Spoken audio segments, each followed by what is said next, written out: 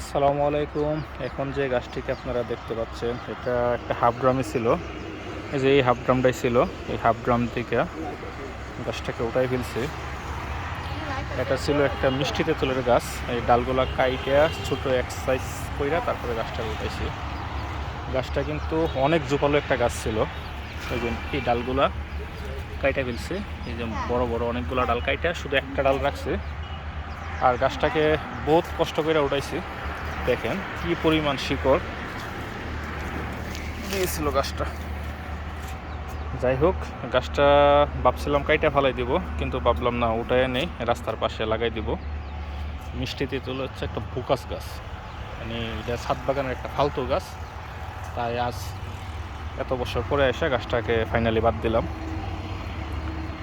কারণ প্রথম যখন গাছ লাগাই না বুঝছেই কত গাছ লাগাইছি, আর এটার এখন খেসারত দিচ্ছি। এই আজকে সকাল থেকে প্রায় 4 ঘন্টার পরিশ্রমে গাছটার উঠানো হয়েছে।